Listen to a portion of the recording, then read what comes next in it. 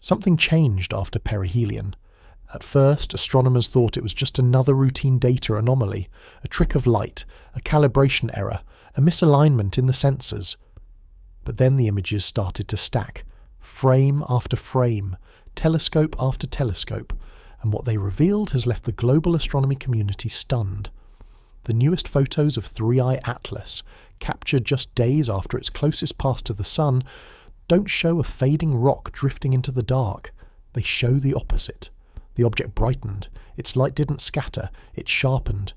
Its core began to split into structured spectral layers that no existing model can explain. And around it, the chaos we expected from boiling plasma began to arrange itself into order. In these images, the surrounding dust doesn't behave like dust. It moves in patterns, symmetrical, rhythmic, almost mechanical. What we're seeing may not be the death of an interstellar object. It might be its awakening. Tonight we're breaking down what these photographs reveal, what the data is hiding, and why several major observatories, from Mauna Kea to Paranal, are quietly rechecking every frame by frame, pixel by pixel. Because if these readings hold, they don't just challenge our understanding of comets or plasma physics, they challenge our idea of what light itself can do. Before we begin, make sure you're subscribed, because this story is evolving faster than anyone predicted, and new data is being released almost every night. Hit that bell icon so you don't miss the next update as the world's most advanced telescopes turn back toward 3I Atlas. And while you're here, tell me in the comments, where are you watching from, and what time is it right now where you are? Because as you listen to the evidence tonight, and as we analyse each new image line by line, you'll begin to understand why some scientists have started whispering a phrase they were never supposed to say out loud. That 3I Atlas may not simply reflect sunlight, it might be controlling it. Stay with me. What you're about to see could change everything we thought we knew about how light, matter, and motion interact in deep space. This is the 3I Atlas channel. Calm, focused, and based on verified solar system telemetry. If you want to be part of this mission, hit subscribe right now. Comment Atlas below to join the Data Watch and enter our exclusive 3I Atlas hoodie giveaway. Tell us where you're watching from and the exact time where you are. When an interstellar object reaches perihelion, the closest point to the Sun, it experiences the most extreme conditions any natural body can endure. Temperatures can rise above 1,000 degrees Celsius, solar radiation pressure peaks, and any remaining volatiles trapped within the surface begin to vaporize violently. For most comets, that moment marks the beginning of decline. They flare, fracture, and fade as their energy dissipates into space. But 3I Atlas didn't follow that script. The moment after perihelion, something changed. Images from the solar orbiter's heliospheric imager, captured just 6 hours after the object cleared the solar limb, showed a residual glow that refused to fade. Instead of a decaying tail and cooling nucleus, the brightness curve spiked, subtly at first, then unmistakably. The coma surrounding the object didn't expand chaotically as expected. It contracted, forming what appeared to be a concentrated sheath of plasma wrapping around the nucleus like a shell. That behavior is unprecedented. In conventional cometary physics, outgassing produces a diffuse halo of gas and dust that gradually thins with distance from the Sun. Compression of that halo implies a force acting inward, not outward, a containment field of some kind, or a feedback process we've never documented before. Spectral data from ALMA in Chile confirmed a second anomaly. The thermal emission profile didn't match the visible light curve. Normally, a brightening comet emits strongly in the infrared, as sublimating ice and dust radiate heat. In 3I Atlas, the opposite occurred. As the visible spectrum intensified, the infrared signal dropped. It was cooling while appearing to brighten. In physics, that combination shouldn't exist. When something glows more while losing heat, it suggests a non-thermal emission, luminosity generated not by temperature, but by energy reorganization at the atomic or magnetic level. Teams at the European Space Agency cross-checked the timing with solar flare data to rule out interference. Nothing matched. The Sun had been quiet during those hours. The illumination was internal.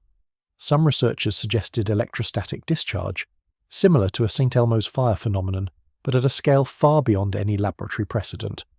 Others proposed photonic scattering caused by metallic compounds, nickel, cobalt, or even charged carbon structures reflecting sunlight in a coherent pattern. Yet the phase angles measured by multiple observatories didn't align with a simple reflection model. The object appeared to emit light anisotropically, meaning in preferred directions, almost as if responding to geometry rather than temperature. Another peculiarity lay in the timing. Perihelion occurred at 03:17 UTC on October 30th, 2025. Within 40 minutes, 3i Atlas had already regained 60% of its pre-perihelion brightness, a recovery far faster than any known comet. Most objects fade exponentially as they move away from the Sun, their energy sources exhausted. This one behaved like a capacitor discharging and then recharging again, drawing energy not from proximity to the Sun but from interaction with it. When the first post-perihelion composite was processed by the team at the National Optical Infrared Astronomy Research Laboratory, an unexpected symmetry appeared across the coma, concentric wavefronts radiating outward, evenly spaced like ripples frozen in time. Computer enhancement revealed that these rings weren't artifacts of image stacking. They were real gradients of luminosity. Their spacing suggested a periodic release of energy roughly every 9 minutes, correlating with faint radio pulses previously logged at 1.44 GHz. The implication was staggering. The optical and radio data might be coupled, forming a multi-band signature of activity deep within the nucleus. Scientists are cautious with language, but one internal memo leaked from the Cerro Tololo Observatory described the phenomenon as a structured response to solar input. Not a reaction, not random volatility, but a response. In that brief window after perihelion, 3i Atlas seemed to cross an invisible threshold, from behaving like matter to behaving like mechanism. Whether that mechanism is natural or engineered remains unknown. But in those first hours of recovery, it redefined what astronomers thought a comet could do. The Sun had not destroyed it. Instead, the encounter appeared to have awakened it. When 3i Atlas emerged from behind the solar glare in early November 2025, observers expected the light curve to follow a simple, predictable pattern, a sharp rise toward perihelion followed by a smooth decline as the object cooled and drifted outward. Every known comet follows that sequence. Energy input peaks near the Sun, volatile ices sublimate, and once the heat source diminishes, brightness fades exponentially. But what the telescopes recorded defied that law entirely. The first brightness data points came from NASA's Solar Terrestrial Relations Observatory, which tracked the object in the visible spectrum as it cleared the Sun's limb. Instead of falling off, the magnitude climbed. The visual intensity doubled within 36 hours of perihelion and continued climbing over the next 3 days. By November 3rd, the apparent brightness was nearly 3 times higher than any pre-perihelion prediction model. To understand how strange that is, imagine a comet releasing energy more efficiently after leaving the heat source that powered it. The equations of thermodynamics leave no room for that inversion. Astrophysicists at the University of Hawaii tried to explain it with delayed outgassing. Perhaps subsurface pockets of volatile compounds were still venting, releasing material that had been superheated but trapped beneath a dense crust. Yet spectroscopy didn't support that hypothesis. There was no surge in typical cometary gases, no corresponding rise in water, carbon monoxide, or cyanide bands. The increase in visible luminosity came without the chemical fingerprints of evaporation. The object was getting brighter without getting leakier. The second anomaly lay in the color index. Standard comets redden as they cool. Dust dominates reflected light, scattering longer wavelengths. 3i Atlas, however, turned bluer with time. Between November 1st and 5th, the BV color index shifted negative, implying that the emitted light carried more energy per photon even as the object receded from the Sun. That pattern is characteristic of ionized plasma rather than sunlight reflection. It's as if the nucleus was surrounded by a self-luminous sheath, radiating energy independently of solar reflection. Cross-checking from the Very Large Telescope and the Pan-STARRS array confirmed that this wasn't an optical illusion or instrument calibration issue. The photometric calibration against nearby stars was solid. Every frame agreed. 3i Atlas was brightening in defiance of distance. A few researchers floated exotic but testable ideas.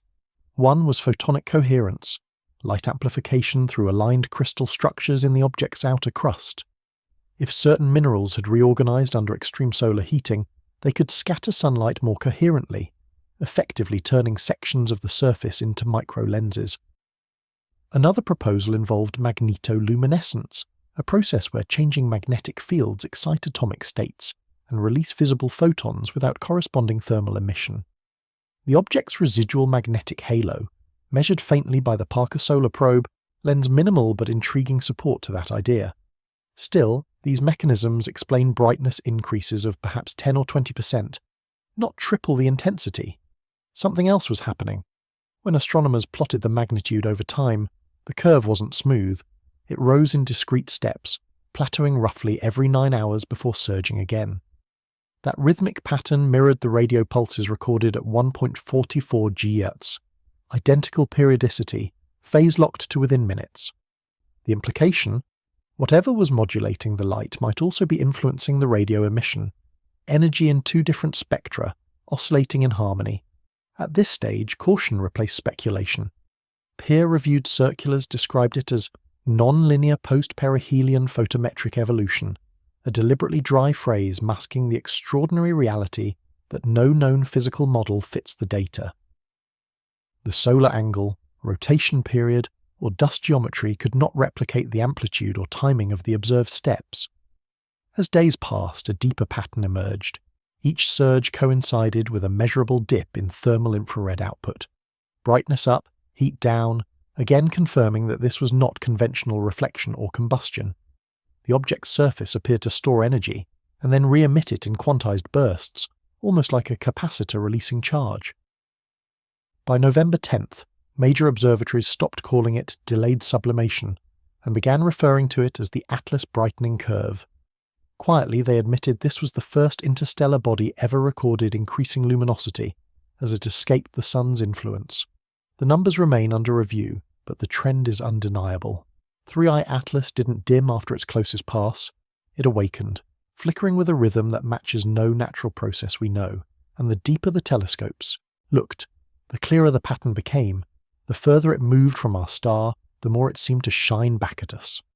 When the first infrared readings of 3i Atlas arrived from the James Webb Space Telescope in early November, scientists expected a predictable thermal signature. Every object heated by the sun emits in the infrared as it cools. It's basic physics.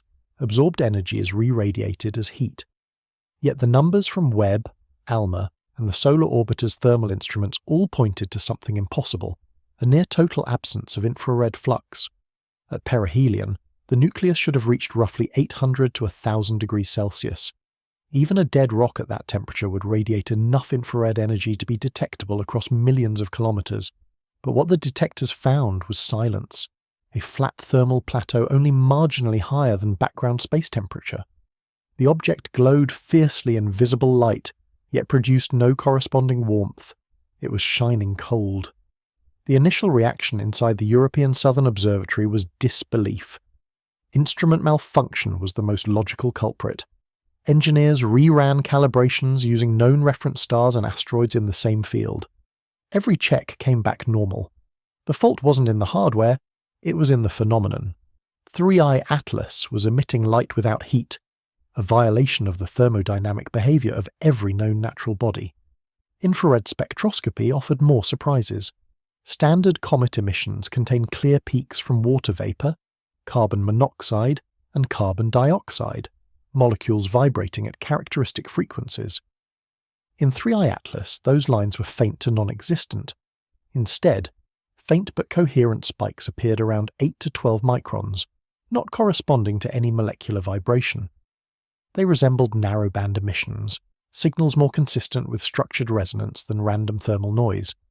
Some researchers proposed that the nucleus could be coated in an ultra-dark material, something that absorbs infrared radiation or re-emits it in a non-thermal form.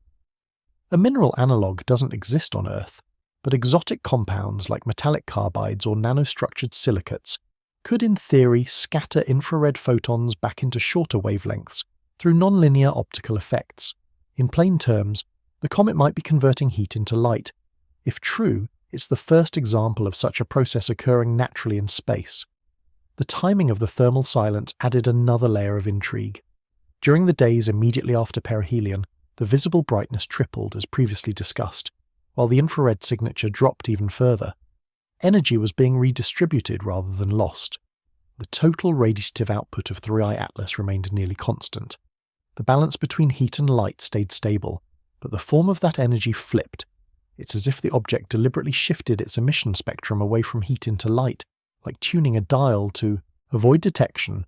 At the same time, magnetic field sensors aboard the Parker Solar Probe detected faint oscillations roughly aligned with the object's trajectory. They were too weak to classify as a magnetic storm, and too periodic to be random noise.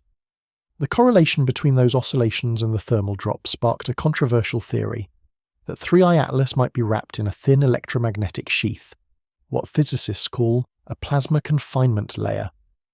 In fusion research, such confinement traps charged particles, preventing energy loss. If something similar existed around this object, it could explain how it retained its internal energy while suppressing infrared radiation. Skeptics countered with simpler explanations. Perhaps the thermal data was contaminated by background interference from the sun. Perhaps the object's rotation created uneven heating that averaged out to near-zero readings.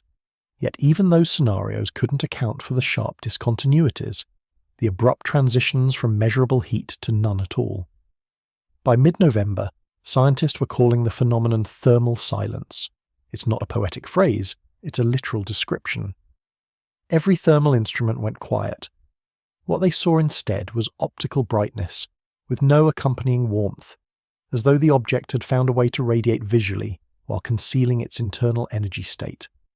One internal memo from NASA's Goddard Center put it bluntly: if the data holds, we are observing controlled emissivity. That term, normally reserved for engineered materials, means exactly what it implies: regulation of radiated energy. Whether this control is a byproduct of unique chemistry or evidence of something far more deliberate remains open. But the fact itself stands unchallenged. The space around 3i Atlas is luminous and cold, a contradiction that no comet, asteroid, or fragment of ice should ever produce. And so, in the most literal sense, 3i Atlas is glowing without burning. In the silent language of data, that is perhaps the loudest statement the universe has made yet. In most comets, colour tells a simple story. As the sun's heat vaporizes surface ice, gas molecules scatter sunlight and produce a green or yellowish haze dominated by carbon radicals. When the comet cools, the colour fades to grey. The spectrum always trends warm because dust and organic compounds absorb shorter wavelengths. But when post-perihelion photos of 3i Atlas were stacked and analysed, astronomers were stunned to find something no one expected: a persistent blue-white layer wrapped tightly around the nucleus, radiating like a halo of ionized light. At first, the colour anomaly looked like an artifact, a processing glitch, a calibration mismatch between detectors. But when independent observatories in Chile, Japan, and the Canary Islands reported the same hue at identical wavelengths, coincidence vanished. The data was real. The object was wrapped in a spectral shell that behaved unlike any natural coma ever recorded. Spectroscopically, the layer peaked near 440 nanometers, deep in the blue band, yet showed almost no absorption at longer wavelengths. That's the inverse of what dust should do. It meant that something in that envelope was amplifying blue photons instead of scattering them. ALMA's concurrent measurements added another puzzle: faint emission lines corresponding to ionized carbon monoxide and, unexpectedly, neutral nickel, elements that don't typically coexist in such proportion. Their ratio suggested not chaotic outgassing, but a regulated release. In raw images, the layer appeared almost architectural. It wasn't a diffuse glow. It had edges, subtle but definite, as if light intensity fell off sharply beyond a certain radius. When high-contrast filters were applied, concentric boundaries appeared, resembling thin stratified shells separated by a few hundred kilometers. These weren't waves of dust. Their spacing was too precise, too stable across frames taken hours apart. To some, the simplest explanation was an electromagnetic boundary. Charged particles emitted during perihelion could have formed a plasma sheath confined by the object's magnetic field. Inside that sheath, electrons spiraling along field lines could emit synchrotron radiation, a process that produces the distinctive blue-white color seen around certain pulsars and particle accelerators. The problem? Such radiation requires magnetic field strengths millions of times greater than what any comet could sustain naturally. A competing hypothesis came from material scientists studying photonic crystals, ordered structures that manipulate light. If the surface of 3I Atlas had crystallized into repeating nanostructures under solar stress, it might act as a gigantic diffraction lattice, bending and filtering sunlight into specific colors. Under that model, the blue-white halo would be a byproduct of coherent scattering, like an enormous optical resonator. Again, a fascinating theory, but for it to hold, the lattice spacing would have to be perfectly uniform across tens of kilometers. That level of order doesn't arise from random sublimation. Whatever the cause, the layer's behavior was dynamic. Over successive nights, the boundary expanded and contracted rhythmically, pulsing every 9 minutes, the same interval found in radio and brightness oscillations. This synchronization implied feedback, energy moving through the object, interacting with its surroundings, perhaps even responding to solar flux in real time. Thermal instruments continued to show almost no heat emission from the region. The halo was brilliant to the eye yet cold to infrared sensors, reinforcing the notion of non-thermal luminosity. Some researchers began calling it the mirror skin, a photonic interface between interstellar matter and solar energy. By mid-November, high-resolution composites from the VLT revealed something even stranger. When astronomers inverted the brightness profile, they discovered that the outer edge of the blue-white sheath reflected starlight from behind the object more intensely than the sun's forward scatter could explain. In other words, the layer was redirecting light, bending it around itself as though shaping the local electromagnetic environment. Whether it's a self-contained plasma envelope or a material phase we've never seen before, the blue-white layer shouldn't exist under any model of comet physics.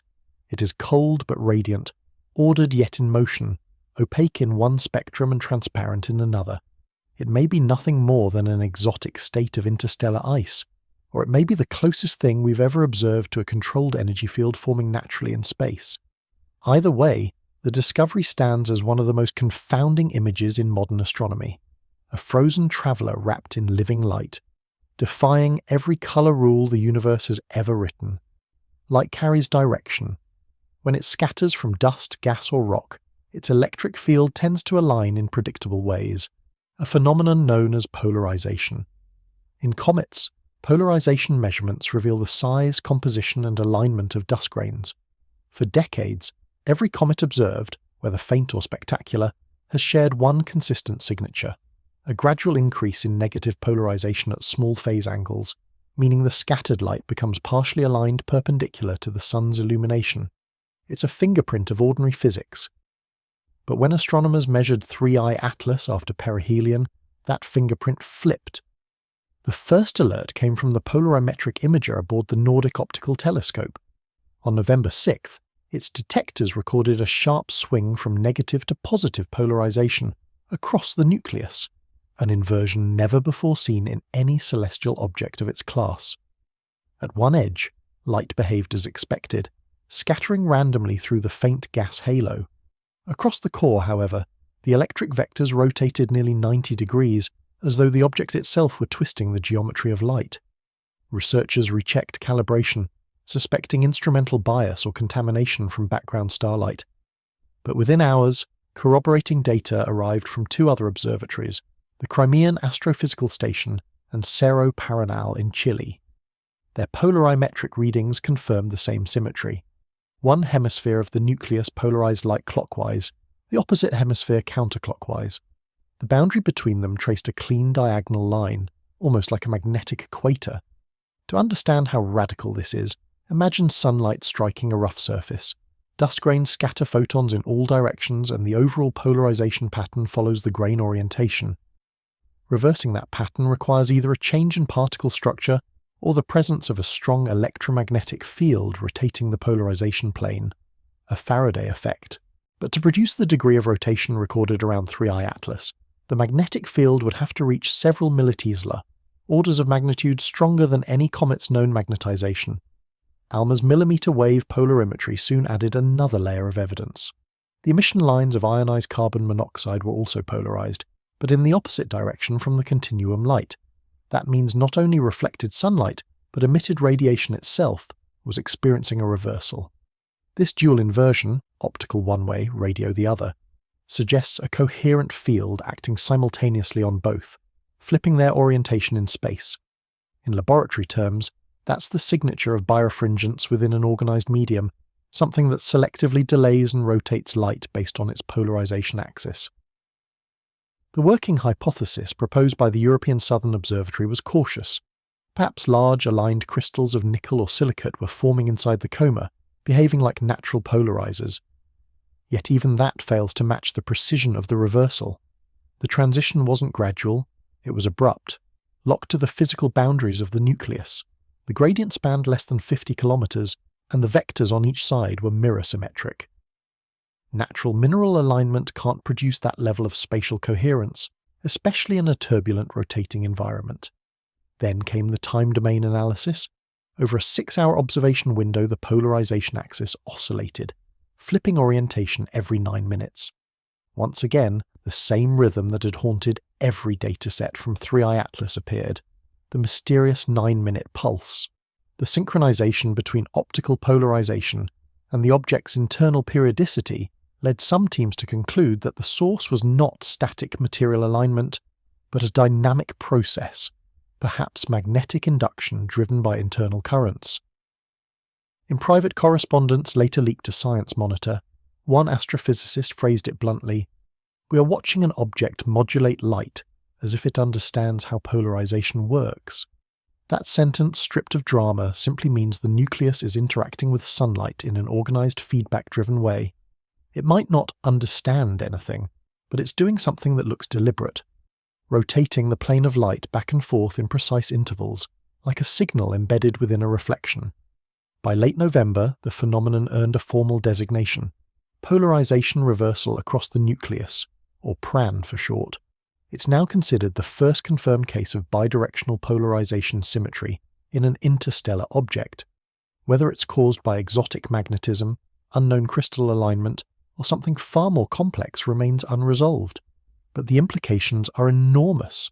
Polarization reversal means 3i Atlas isn't just reflecting sunlight, it's reshaping it, bending the fundamental orientation of its electromagnetic waves. For light, that's the equivalent of defying gravity. If future observations confirm this behavior, 3i Atlas may not just challenge how we understand interstellar chemistry. It may force us to reconsider whether light itself can carry information encoded not by us, but by the cosmos, or by something travelling through it. Every comet develops a tail that points away from the sun. It's one of the most fundamental and visually striking rules of celestial mechanics.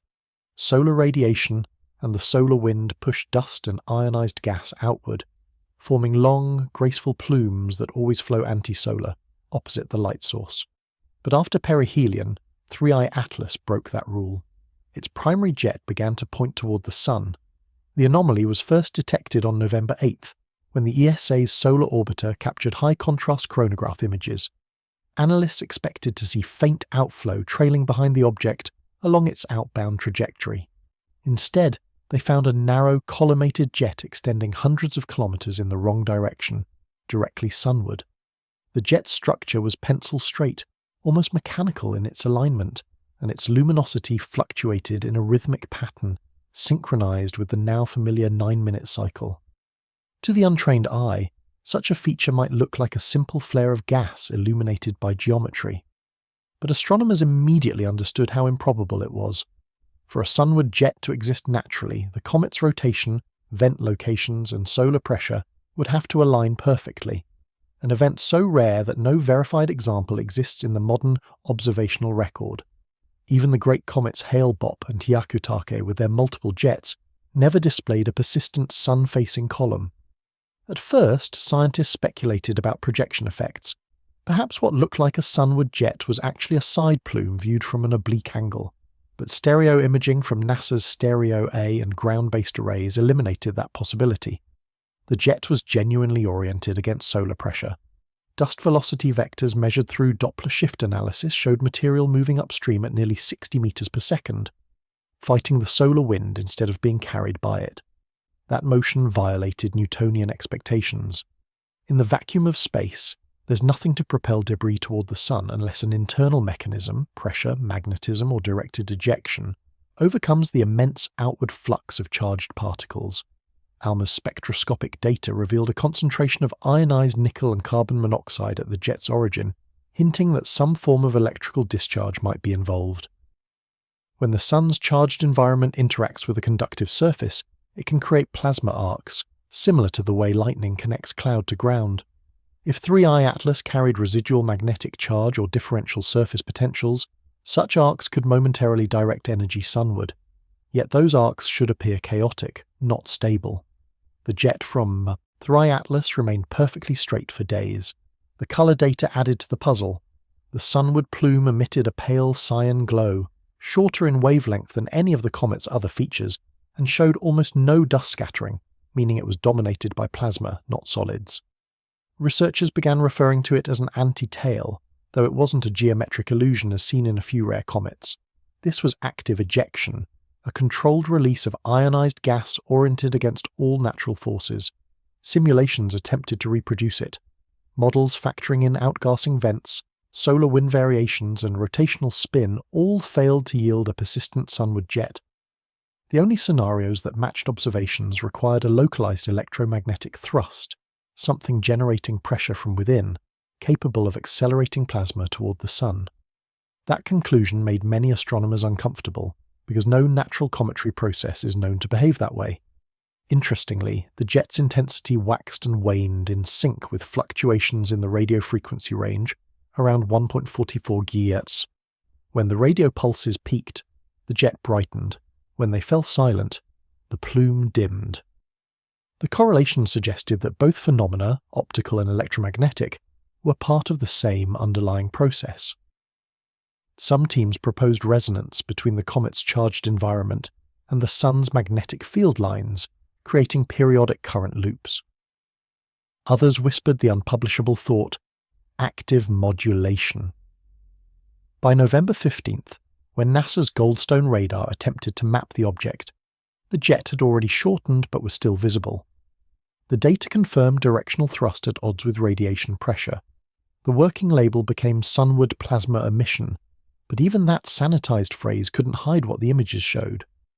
If 3I Atlas is natural, it has somehow achieved what no comet before it has, channeling material against the solar wind for sustained periods.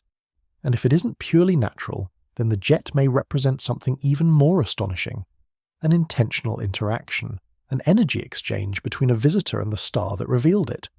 For now, the only certainty is visual.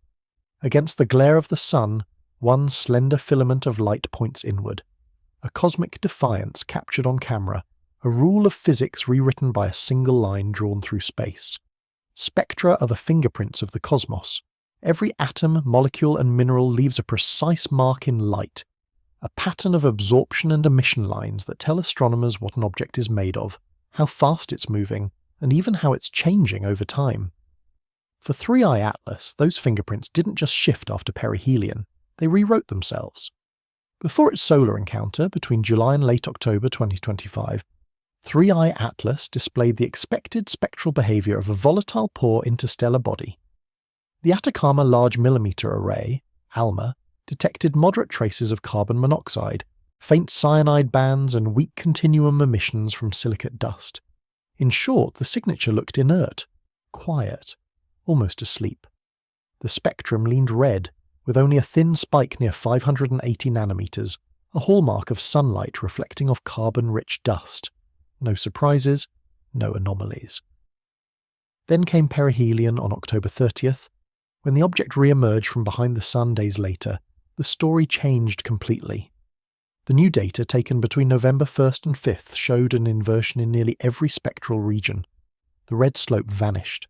In its place appeared a series of sharp, narrow blue-white peaks, clustered between 400 and 450 nanometers. Even more unsettling, a secondary set of lines materialized in the near ultraviolet, right where no comet has ever shown significant activity.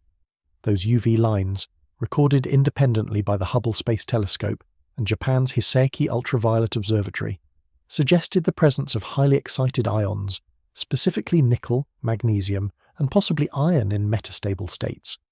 Such states require temperatures of tens of thousands of degrees Kelvin, far beyond anything achievable through solar heating at 1.3 astronomical units. Yet infrared sensors confirm that the nucleus was cool. Somehow, energy was being deposited selectively into atomic excitation without global heating. The pattern wasn't just energetic, it was organized. Analysts noticed that the spacing between the dominant emission lines followed near-perfect integer ratios, harmonic intervals more reminiscent of laser cavity resonances than stochastic plasma activity. No random outburst or gas jet produces spectral harmony like that. In laboratory physics, such ordered spacing indicates stimulated emission or resonance within a structured field. The idea of an interstellar object functioning as a natural resonator sounded absurd, yet the math fit. To verify that no instrumental error was responsible, scientists overlaid pre- and post-perihelion spectra using calibration standards from known asteroids and comets. Every control behaved as expected. Only 3I Atlas defied the pattern. Its entire optical profile had pivoted around a central wavelength, near 432 nanometers, the same value reported for the mysterious blue-white halo that surrounded it. The light and the structure were connected. Further examination revealed a curious temporal feature. The brightness of those blue lines oscillated with the same 9-minute rhythm seen in the polarization and radio data. When plotted on a spectrogram, the peaks pulsed, growing and fading in phase, as though modulated by an internal cycle. It was the first time astronomers had observed a spectral signature behaving like a repeating signal rather than a continuous emission.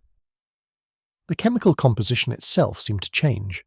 Before perihelion, the comet's gas ratio was dominated by carbon monoxide and faint methane traces.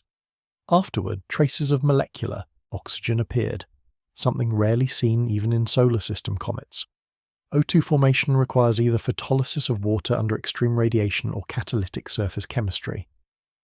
But without the corresponding hydrogen lines, neither mechanism fit. It was as if oxygen had been released already separated from its hydrogen counterpart. By mid-November, research teams had reached a fragile consensus. The pre-perihelion spectrum represented inert material, and the post-perihelion one represented activated material, matter that had undergone a structural transformation, not merely a thermal reaction. Some compared it to annealing, others to a phase transition in which the atomic lattice reorganizes under stress. The sun may have been less a furnace and more a trigger, setting off a hidden property buried inside the object's core. In side-by-side comparison, the contrast is staggering. Before perihelion, red, diffuse, chemically quiet. After, blue, coherent, rhythmic, and alive with spectral order. The data doesn't merely show a comet warming, it shows a material awakening. And if those organized emission lines persist, 3I Atlas might be the first known interstellar object to cross the boundary between reflection and communication, between matter reacting to light and matter responding to it. When a comet nears the sun, it pays a visible price. Heat drives volatile ices to sublimate, the expanding gases drag dust from the nucleus, and a bright coma forms, an atmosphere of debris stretching thousands of kilometers wide. In extreme cases, this halo can outshine the nucleus by a factor of 10. Even small comets produce a measurable veil of dust that glows in reflected sunlight long after perihelion. But in the case of 3I Atlas, that veil never appeared. By every model, the object should have erupted. The perihelion distance of 1.36 astronomical units placed it well within the thermal zone where water, carbon dioxide, and even carbon monoxide should vaporize explosively. Based on the measured non-gravitational acceleration, astronomers calculated that at least 5 billion tons of material must have left the surface to account for the observed thrust. Such a loss would fill millions of cubic kilometers with microscopic grains, dust bright enough to register on even small telescopes. Instead, all sensors returned the same answer: silence. The coma remained thin, almost transparent, as if the object had shed mass without shedding matter. The discrepancy first emerged in data from the Pan-STARRS 2 survey in Hawaii. When researchers subtracted the nucleus brightness from total magnitude, they found that the residual coma was orders of magnitude dimmer than predicted. The ratio of scattered light to nucleus light, the classic AFI parameter, was less than 50 centimeters. For comparison, active comets typically exceed 10,000 centimeters at similar solar distances. That means the region around 3I Atlas was almost dust-free. The James Webb Space Telescope confirmed the anomaly through mid-infrared imaging. No thermal excess, no silicate feature at 10 microns, no evidence of warm grains. The space surrounding the object was optically clean, an absence so conspicuous it became known as the missing dust cloud problem. Several natural explanations were tested. One possibility was that the dust existed but consisted of ultra-dark material, such as carbon-rich nanoparticles, which reflect little sunlight. Yet radar observations from the Goldstone facility showed no backscatter at the wavelengths where such particles should still interact. Another idea proposed that the grains were too small, rapidly ionized by solar radiation, and carried away as plasma rather than dust. But spectroscopic monitoring revealed no corresponding rise in ion density. The sky around 3I Atlas remained eerily quiet. A more daring theory considered cohesion. Perhaps the nucleus material was so sintered, its particles welded together over eons in interstellar cold, that sublimating gases couldn't dislodge them. That might explain a modest deficit of dust, but not the total absence implied by the data. Even the most compact carbonaceous chondrite would lose fragments under that much solar stress. Then came the magnetic hypothesis. Some physicists suggested that the object might be wrapped in an electromagnetic sheath, an ionized layer capable of trapping charged particles close to the surface. In such a scenario, dust could indeed be produced, but it would never drift away. Instead, it would orbit the nucleus within a confined shell, scattering light only weakly from certain angles. The idea matched faint hints of backscattered blue light recorded by ALMA, possibly from particles trapped in circular motion around the object. If true, the missing dust wasn't gone, it was captive. Still, that explanation required a persistent field strong enough to corral material against solar pressure, and no natural comet has ever shown such containment. When computer models simulated the required parameters, the numbers broke precedent. The field strength would need to reach hundreds of microtesla, rivaling that of small planets. By late November 2025, the mystery deepened. As the object receded from the Sun, observers expected delayed dust release, an afterglow as trapped material escaped. None came, the coma remained razor-thin, its brightness stable to within 1%. 3I Atlas seemed to violate the conservation of momentum itself, accelerating without ejecting the visible mass that should drive that motion. That contradiction now stands at the centre of the investigation. Either our instruments are collectively blind to a new form of particulate matter, or this interstellar visitor has discovered a way to move without leaving evidence of movement. For most comets, beauty lies in the trail they leave behind. For 3I Atlas, the beauty lies in what's missing.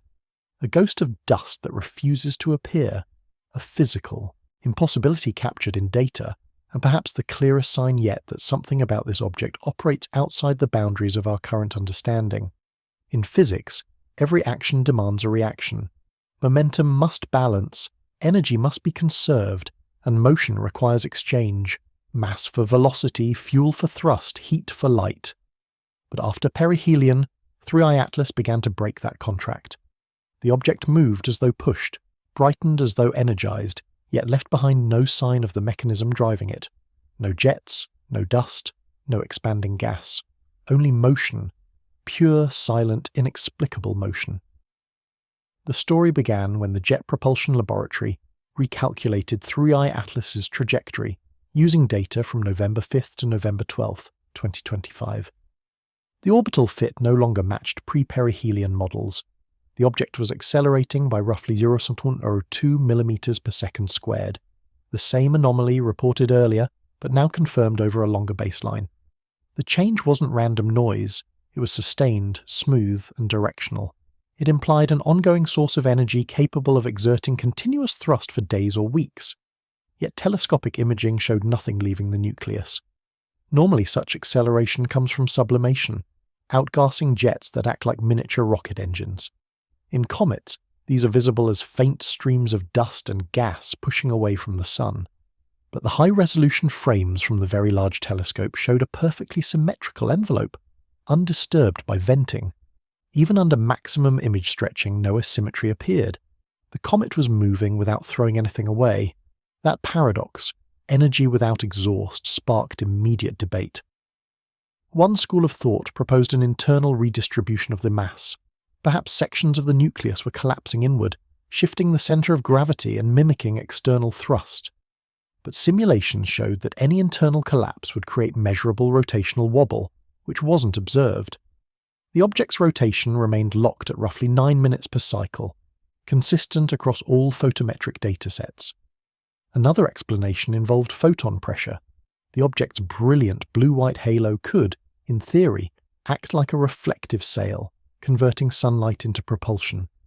Radiation pressure does push small bodies, and in some extreme cases, light alone can shift an object's trajectory. But for 3I Atlas, the measured acceleration was 10,000 times stronger than solar radiation could account for at its distance. Even a perfect mirror couldn't deliver that force. As data accumulated, a strange pattern emerged. The acceleration fluctuated in phase with the optical pulses already seen in the brightness curve. When the object brightened, its speed slightly increased. When the light dimmed, the thrust decreased. This correlation suggested a single internal system modulating both energy emission and kinetic force. Whatever was driving the glow might also be driving the motion. Spectral analysis deepened the mystery. No thermal exhaust, no trace gases, no ultraviolet emission spikes that would betray chemical reactions. The energy was emerging in pure photonic form, light without combustion. In engineering terms, that would be the hallmark of a field effect, where energy is transferred electromagnetically rather than mechanically.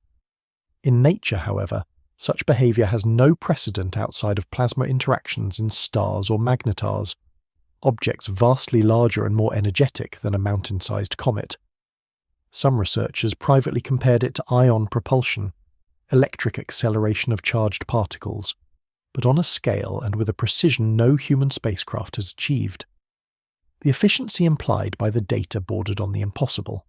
The object was accelerating without measurable loss of mass or heat, as if it had found a way to turn internal potential directly into momentum. By November 20th, internal memos circulated quietly among the international observation teams. One, later leaked, summarized the situation in a single unnerving sentence. No exhaust, no plume, no recoil, yet motion persists. Attempts to quantify the energy source led nowhere. If outgassing were responsible, the power output would need to equal roughly 100 megawatts, comparable to a terrestrial power plant, sustained for over a week. Yet the surrounding vacuum showed no radiation signature to match that level of energy release. Some physicists, reluctantly, began using language normally reserved for theoretical propulsion, non-gravitational acceleration from unknown internal dynamics. A euphemism for something's pushing it, and we don't know what. Perhaps the truth is more mundane, a resonance between the comet's magnetic field and the solar wind that channels energy invisibly. Or perhaps it's more extraordinary, an emergent process, a form of energy exchange not yet described by our equations. For now, 3I Atlas remains a paradox in motion. It moves without fuel, shines without heat, and accelerates without recoil, a cosmic engine that shouldn't exist, operating in full view of every telescope on Earth. In a universe ruled by conservation, it is a single point of rebellion, proof, maybe, that the laws we think are absolute are only approximations of something deeper still unfolding. For months, astronomers had spoken in metaphors when describing 3I Atlas, calling it charged, alive, or self-contained. But in late November 2025, metaphor turned to measurement. For the first time, multiple spacecraft registered clear evidence of a magnetic structure surrounding the object, a halo, invisible to the eye but unmistakable in the data. The first hint came from the Parker Solar Probe as it crossed a region of the heliosphere that 3I Atlas had passed through days earlier. Instruments recorded a sudden distortion in the interplanetary magnetic field, a coherent fluctuation lasting nearly 6 minutes. Instead of the chaotic turbulence normally produced by the solar wind, the readings formed a clean sinusoidal wave.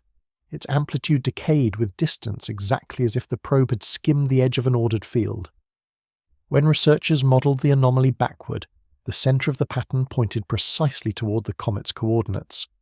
At almost the same time, ESA's solar orbiter detected something even stranger, a faint circular polarization in the radio spectrum, the kind caused when electromagnetic waves pass through magnetized plasma. By calculating the Faraday rotation of those waves, the team estimated a field strength near 200 microtesla, thousands of times greater than any comet's natural magnetization, and roughly 1/3 that of Earth's surface field. For an object only a few kilometers wide, such power should be impossible. Ground-based confirmation came days later from the Very Large Array in New Mexico. Using differential interferometry, astronomers traced subtle variations in the phase of background starlight as it passed behind the comet's envelope. The pattern revealed a circular region roughly 1,000 kilometers in diameter, where light polarization rotated systematically, a textbook sign of magnetized plasma surrounding a conductive core. The halo was real. What puzzled scientists most was its stability. Magnetic fields around comets are normally transient, generated briefly when ionized gas interacts with the solar wind. They fluctuate wildly and collapse within hours. The halo around 3I Atlas, however, persisted for weeks, maintaining orientation even as the object rotated. The 9-minute photometric pulse seen in optical data was mirrored perfectly in the halo's intensity. Every brightening of visible light coincided with a surge in magnetic strength.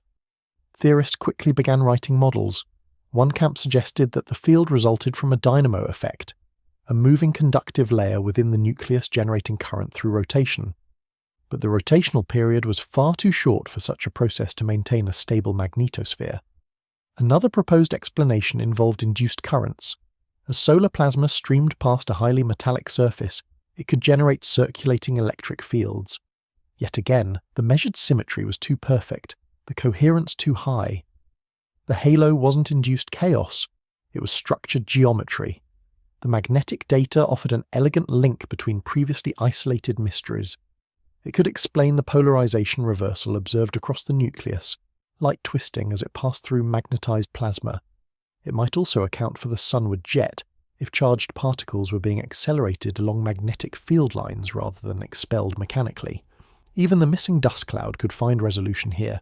A magnetic envelope would trap charged debris near the surface, preventing it from dispersing into space. As usual, the evidence raised as many questions as it answered. Why? Would an interstellar object carry such magnetism across billions of years of travel through neutral space? Magnetic memory decays over time unless continually refreshed. The survival of this field implies either internal regeneration or recent activation, something that happened near Perihelion.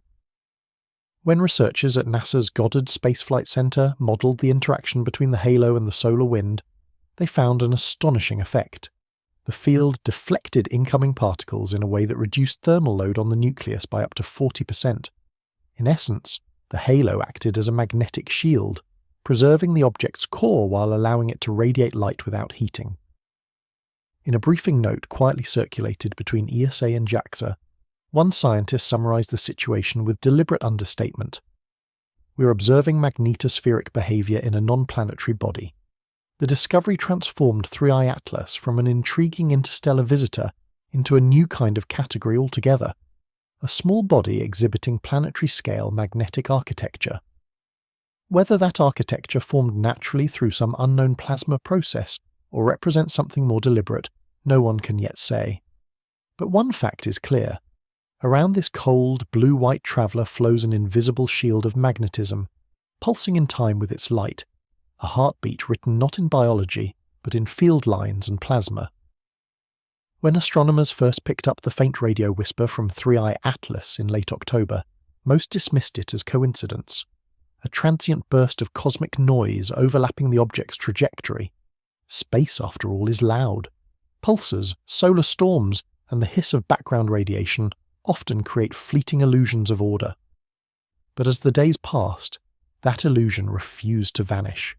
The same frequency, 1.44 GHz, kept appearing in data from different instruments, across multiple continents, and always in perfect synchronization with the object's rotation. The signal was first logged by the Allen Telescope Array in Northern California, a facility originally designed for the search for extraterrestrial intelligence. On October 31st, technicians noticed a repeating spike in the microwave band as they tracked the comet near Perihelion. It was narrowband, precise to 4 decimal places, and emitted in pulses exactly 9 minutes apart. They assumed local interference, a terrestrial reflection or satellite beacon, and flagged it for deletion. Yet a cross-check with the Greenbank Telescope in West Virginia revealed the same timing, the same modulation depth, and the same sky coordinates. To rule out coincidence, the team coordinated with the European VLBI network. Over the next week, dishes in Spain, the Netherlands, and Sweden locked onto 3I Atlas during its post-perihelion ascent. The results stunned everyone involved. The 1.44 GHz signal reappeared each night, phase-locked to within 1 second of the object's measured rotational period. This wasn't random noise, it was repeating. At first, researchers searched for a mundane explanation. Perhaps solar radio bursts were reflecting off the comet's ionized envelope, producing a resonance effect similar to radar echoes. But solar conditions were quiet, no flares, no coronal mass ejections. Others proposed a gyrosynchrotron mechanism, where electrons spiraling along magnetic field lines emit radio waves at characteristic frequencies. That theory gained traction after confirmation of the magnetic halo, yet it still failed to explain the precision of the pulses. Natural plasma emissions drift in frequency as field strength varies. The 3I Atlas tone stayed locked within a bandwidth narrower than 1 kHz for weeks. Then came the real surprise. The amplitude of each pulse rose and fell in rhythm with the optical brightening curve. Whenever the comet flared visually, the radio emission intensified, and when it dimmed, the signal weakened. Light and radio were entangled, 2 ends of the same heartbeat. Spectrograms showed harmonic overtones at 2.88 GHz and 4.32 GHz, exactly integer multiples of the base frequency. In physics, such integer harmonics imply resonance inside a cavity or loop, where waves reinforce themselves through reflection. No natural comet possesses a structure capable of that kind of resonance. Skeptics within the International Astronomical Union warned against sensationalism.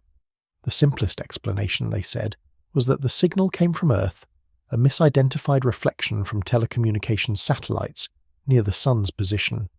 But the geometry didn't hold. The Doppler shift of the signal matched the comet's own radial velocity, not Earth's rotation. Its delay pattern also evolved precisely as expected, from a deep space source moving outward at 60 km per second. The reflection hypothesis collapsed. By November the 12th, the phenomenon had earned an unofficial name among observatories, the Atlas tone. It was weak, barely above background, but remarkably persistent. Even when the object's brightness plateaued, the radio heartbeat continued like a metronome in the dark. Theoretical work suggested that the frequency corresponded almost exactly to the hyperfine transition of neutral hydrogen multiplied by a factor of 0.96. In other words, it echoed the most fundamental frequency in the universe, but shifted slightly, as if offset deliberately to distinguish itself from cosmic background radiation. No one publicly calls it a signal in the communicative sense. The language remains cautious, repeating narrowband emission consistent with magnetoplasma resonance. But behind closed doors, the implications trouble even the most conservative scientists, because resonance that's stable, over timescales of weeks, implies coherence, an ordered process repeating with intent whether natural or not. Whatever the source, the 1.44 GHz tone adds another piece to the growing enigma. The magnetic halo may act as the resonant cavity, the periodic optical flares as the driver, and the radio pulses as the audible consequence, a cosmic instrument playing a note we weren't meant to hear. For now, the Atlas tone persists, steady, unwavering, and faintly unsettling. A frequency that shouldn't repeat, echoing from a traveller that shouldn't exist, marking time in the quiet between the stars. By mid-November 2025, independent confirmation had become the only way forward. The data pouring in from optical telescopes and radio arrays seemed too extraordinary to accept without cross-verification. Every parameter, brightness oscillations, magnetic field strength, the 1.44 GHz tone, demanded a second opinion from instruments that couldn't possibly share the same error sources.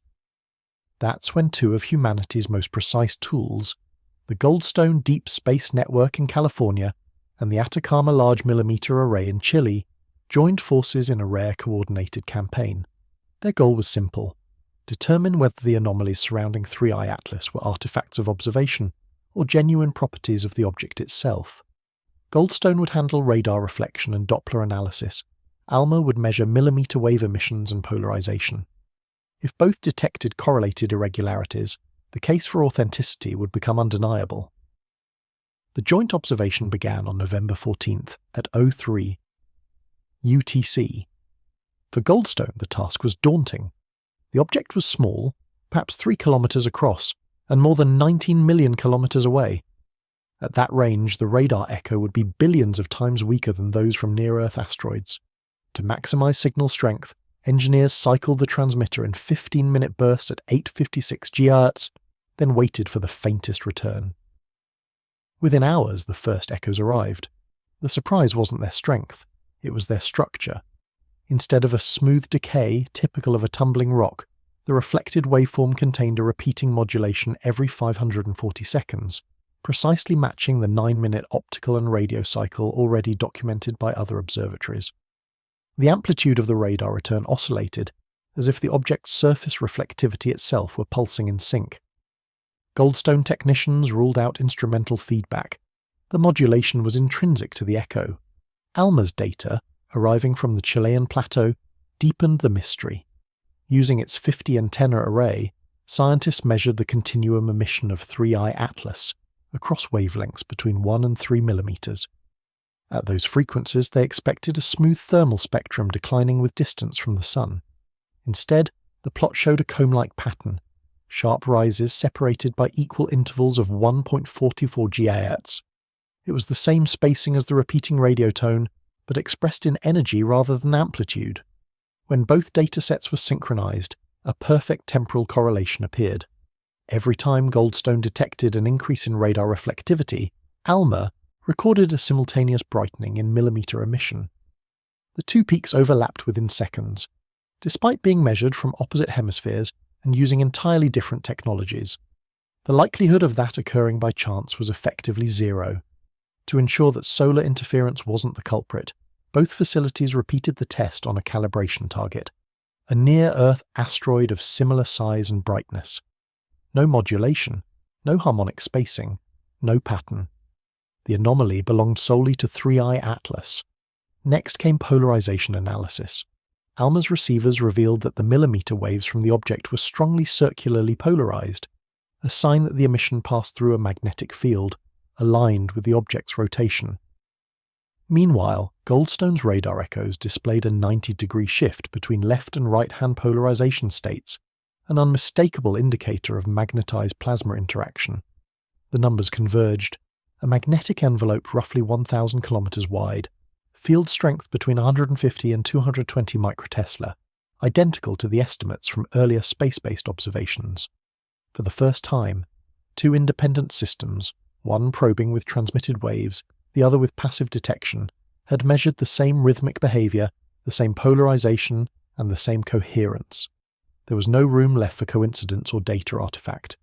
Whatever surrounded 3I Atlas was real, a fielded, oscillating structure capable of modulating electromagnetic energy across a wide spectrum. After the session, the Joint Working Group issued a single-page summary, classified as internal circulation only. The final line read, "Cross-instrument coherence confirmed between radar and millimeter wavelengths. Energy modulation intrinsic to source. Recommend immediate extended observation campaign." The result effectively closed one chapter of skepticism.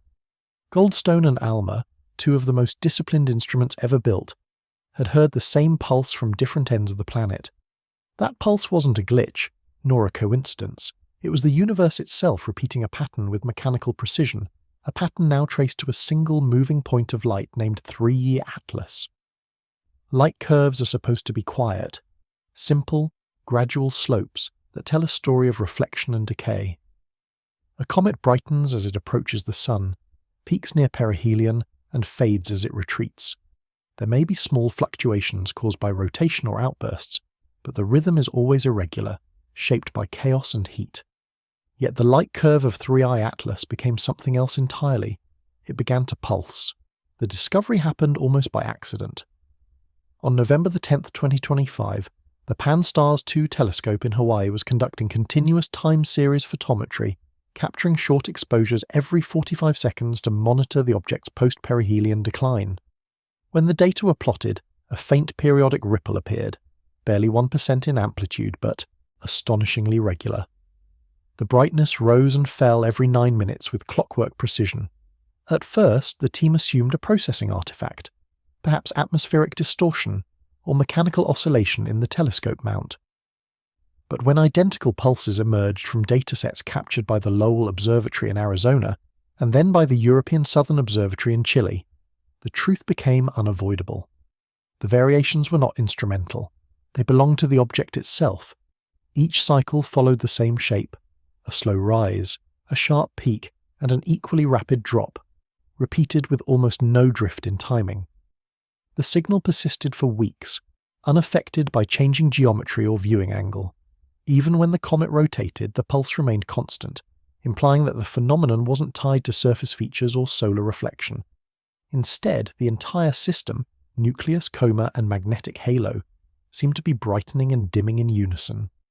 Astronomers measure brightness changes using a parameter called dm, the difference in apparent magnitude between maxima and minima. For 3I Atlas, dm was small, it was 12, but consistent across every observation window. In astrophysics, consistency is rare. It means synchronization, and synchronization implies a driver. To test whether rotation could explain the pattern, researchers examined Doppler shifts from Goldstone's radar data. The object's spin period indeed matched the 9-minute cycle, but that alone couldn't account for the intensity spikes. A rotating body would reflect light periodically only if its albedo, its reflectivity, varied across its surface. But 3I Atlas was far too small and too distant for such precise alignment to persist. Moreover, the infrared data from the James Webb Space Telescope revealed no temperature modulation at the same frequency. In short, the brightness changed, but the heat didn't. Something was modulating light directly. One hypothesis suggested an electroluminescent process within the plasma sheath surrounding the object. If magnetic field lines were oscillating, they could accelerate charged particles cyclically, causing bursts of visible emission as electrons recombined. That model matched the pulse shape remarkably well. Every surge of light coincided with a measurable uptick in the 1.44 GHz radio signal, evidence that both were products of the same electromagnetic rhythm. Others proposed a resonance between the object's magnetic field and the solar wind, a natural feedback loop that would store and release energy in bursts. But for the oscillation to remain that stable, the system would need a feedback precision normally found only in engineered electronics. Nature is capable of many patterns, but this one, regular to fractions of a second, looked too deliberate to be random. By late November, the world's observatories began referring to the signal as the pulse, shorthand for an effect no one could comfortably categorize. When the data were normalized to remove Earth's rotation and orbital movement, the timing tightened even further. Across 27 days of continuous observation, the pulse drifted by less than 2 seconds, a stability comparable to atomic clocks. That level of precision made one thing clear. Whatever drives 3I Atlas, it is governed by a process capable of feedback control. It might be magnetic resonance, plasma oscillation, or something entirely unimagined. But its persistence means the object isn't merely reacting to sunlight. It's responding to it, storing energy, and releasing it on a schedule that defies random physics. As of the last observation window on November 29th, the light curve still beats like a heart, steady, silent, indifferent to distance, a pulse in the darkness, marking time for an object that shouldn't be alive at all. In astronomy, shadows are among the simplest truths. They obey the geometry of light: one source, one direction, one projection. Even at interplanetary distances, the behavior of illumination is predictable. Cometary nuclei cast diffuse shadows within their comas, and the direction of that shadow always points away from the sun. But the post-perihelion imagery of 3i Atlas broke that rule in ways that baffled even seasoned observers. It cast two shadows, one where it should be, and another that shouldn't exist at all. The paradox first surfaced on November 18, 2025, when the European Space Agency's solar orbiter captured high-resolution imagery of the object as it crossed a background field of stars. Analysts noticed a faint secondary dimming trailing behind the main body, but oriented toward the Sun, not away from it. At first, this was written off as a data processing error, perhaps a ghost reflection from the camera's optics. But when the same pattern appeared in subsequent images, taken by the Subaru telescope in Hawaii and the Las Cumbres Observatory Network in South Africa, doubts hardened into questions. To understand the anomaly, one must remember how a shadow behaves in space. Unlike on Earth, shadows in a vacuum are not soft. They are razor-sharp projections of an object's opacity onto nearby dust or plasma.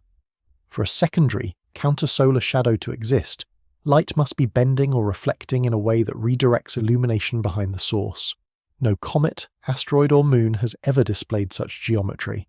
Spectrographic analysis revealed that the backward shadow wasn't purely dark. It had measurable luminance, a faint bluish glow that fluctuated with the same 9-minute cycle seen in the light curve and radio pulse. It wasn't the absence of light, it was the redirection of it. Astronomers began to call it the anti-shadow, a term borrowed from gravitational lensing phenomena, though it didn't fit the usual physics of lensing. There was no massive object between the Sun and the comet to bend light gravitationally. Whatever was redirecting light had to be happening locally, within the boundaries of 3i Atlas itself. Researchers hypothesized that the magnetic halo, already confirmed by Alma and Goldstone, might act as a refractive boundary for charged solar photons. In a plasma sheath, electromagnetic waves can reflect and refract in unexpected directions if density gradients are extreme enough. In theory, this could cause sunlight to curve around the nucleus, creating an illuminated region opposite the normal shadow.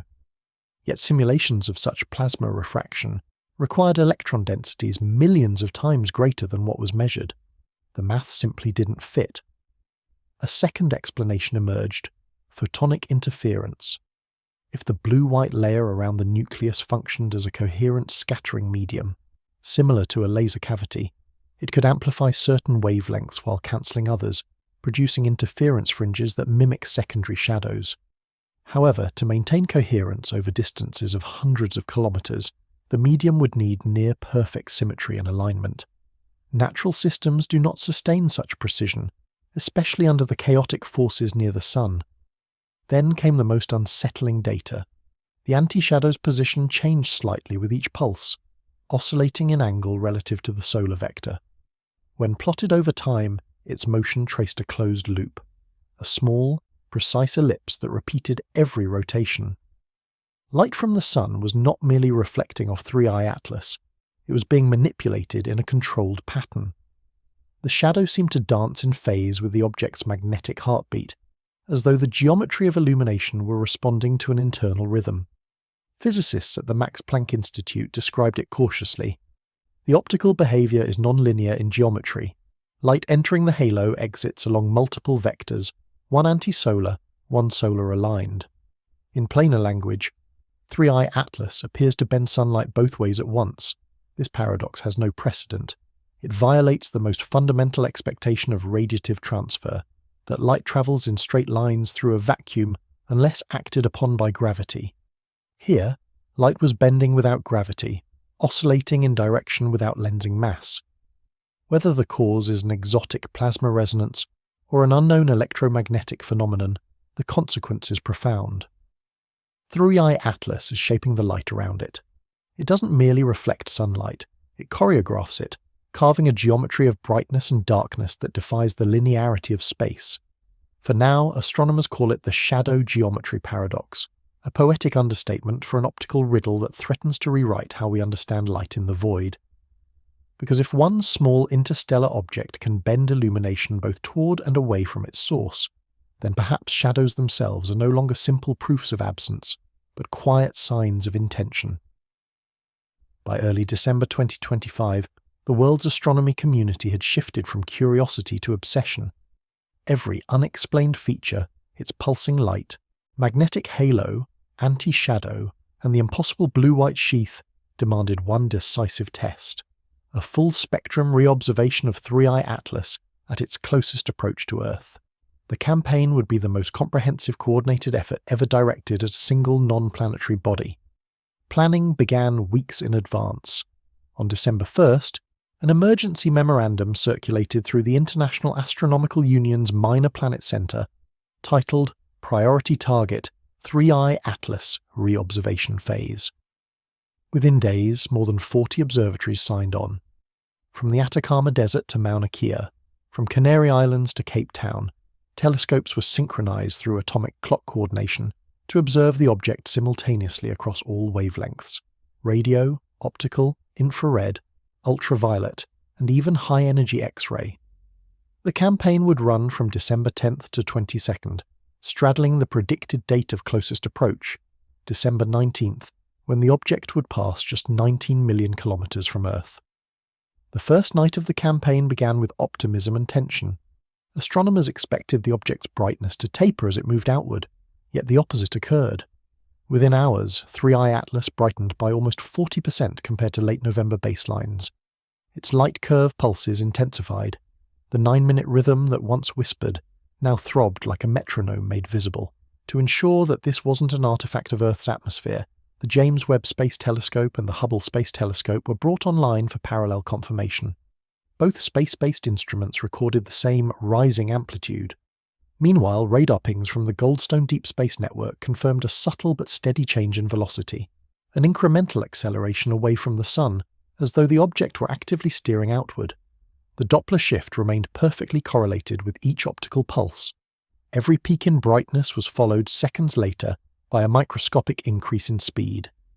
The link between light and motion, hinted at for weeks, was now unmistakable. ALMA's millimeter wave receivers detected something else, a faint sideband appearing next to the familiar 1.44 GHz tone.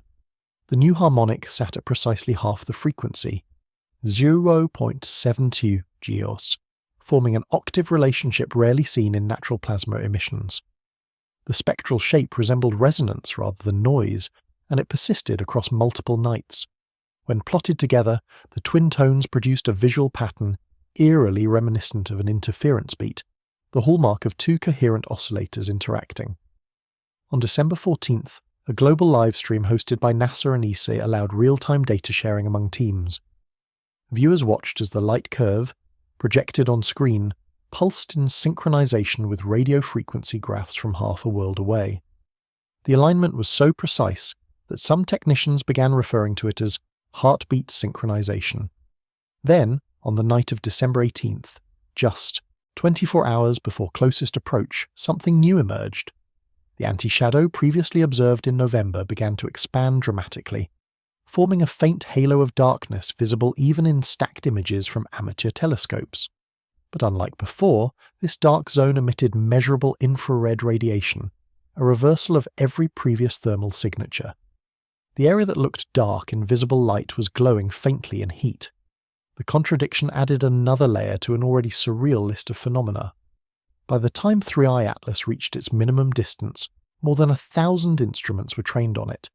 Preliminary results released that same week read like a catalogue of impossibilities: stable polarization reversal, consistent 9-minute luminosity cycle, dual radio harmonics, non-thermal magnetic emissions, and again, no dust. Every metric from the earlier months had returned, stronger and more coherent. When the coordinated observation window closed on December 22nd, the data archive exceeded 2 petabytes. Analysts described it as the richest dataset ever collected on an interstellar visitor, and the least understood. Even the most cautious scientists admitted privately that something about the object was active. Its behavior was too synchronized, too repeatable. It didn't just respond to sunlight, it appeared to manage it. The December reobservation campaign achieved its goal. It ruled out error, coincidence, and instrumentation flaws. What remained was the inescapable truth that 3I Atlas was performing measurable, rhythmic acts of energy redistribution in real time. Whether driven by physics we don't yet comprehend, or by intention no one dares name, the December campaign confirmed one thing beyond doubt. This object is not silent, it's participating. When the December campaign concluded, the attention of every physics department shifted to one question. How is 3I Atlas accelerating? The data was clear. Its velocity was increasing along a vector inconsistent with gravitational influence, solar radiation, or known cometary thrust. The acceleration averaged 0.2 millimeters per second squared, tiny by human standards, yet colossal in astrophysical terms when applied over millions of kilometers. Something was providing a sustained push, and every conventional model failed to explain it. The first modelling attempts came from NASA's Jet Propulsion Laboratory in Pasadena. Using high-precision orbital data from Goldstone radar echoes and optical triangulations from the VLT and Subaru, analysts reconstructed the comet's trajectory between October 30th and December 20th, 2025. The fit error between predicted and observed position exceeded 4.2 arc-seconds, an astronomical chasm that demanded explanation. Their initial model incorporated outgassing jets, assuming water and carbon dioxide sublimation at known energy efficiencies. Even when the parameters were stretched to unrealistic extremes, the predicted acceleration fell short by nearly 2 orders of magnitude. The simulated comet simply wouldn't move. ESA's Celestial Mechanics division tried a different approach. They constructed a 3-body interaction model, incorporating gravitational perturbations from Venus and Earth, solar wind drag, and even relativistic corrections. The result was the same. The observed acceleration vector pointed slightly away from the combined gravitational pull of all nearby bodies. The math described something that seemed to be self-propelled. To test that possibility, researchers built a series of force budget simulations, a kind of energetic accounting ledger. They started with conservation of momentum. If 3I Atlas were accelerating at 2 and if its estimated mass were 5,010 kilograms, the power source behind that motion would need to produce roughly 100 megawatts of continuous thrust. For comparison, that's the output of a small nuclear power station, yet no infrared or ultraviolet radiation consistent with such energy release had been detected. The thrust existed without waste heat, the motion without recoil. JPL's analysts coined a term for this mystery: non-reactionary acceleration, movement that occurs without the exchange of measurable mass or energy with the surrounding medium. It violated the bedrock principle of Newton's third law. Action without reaction wasn't supposed to exist outside of speculative physics. Meanwhile, theoretical astrophysicists at the Max Planck Institute proposed an electromagnetic feedback model. They suggested that the magnetic halo confirmed in November might act as a dynamic sail, interacting not with photons but with the magnetic field lines of the solar wind itself. In their simulations, oscillating fields could create localized pressure differentials that, under perfect resonance, generate thrust without mass ejection. The problem: such resonance would require synchronization between the halo's internal oscillation and the sun's own magnetohydrodynamic waves, something akin to catching a cosmic tide with perfect timing. The 9-minute pulse of 3I Atlas seemed to fit that idea eerily well. Further modelling at MIT explored a subtler mechanism. If the object's blue-white layer contained superconductive material, it could, in theory, create magnetic levitation effects at interplanetary scales. The researchers likened it to a magnetic mirror, bouncing solar plasma around the nucleus in a way that produced steady acceleration. Again, the theory fit parts of the data, but it required conditions colder and purer than any natural comet could sustain near the Sun. By late December, even the most conservative analysts began using the word impossible in their reports. A confidential memo shared between NASA and ESA summarized it starkly.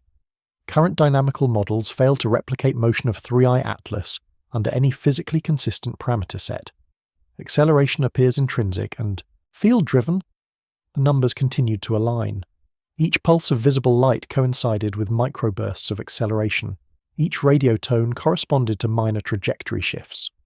The object was not merely being pushed, it was pushing itself. In a final modelling effort, researchers at Cambridge overlaid every data set, optical, magnetic and Doppler, into a unified time-domain simulation. The resulting visualization showed an astonishing relationship. The acceleration waveform of 3I Atlas was sinusoidal, perfectly in phase with its photometric and electromagnetic oscillations. It wasn't random thrust, it was rhythm. For now, impossible acceleration has become the standing term in scientific papers, an admission of failure disguised as taxonomy.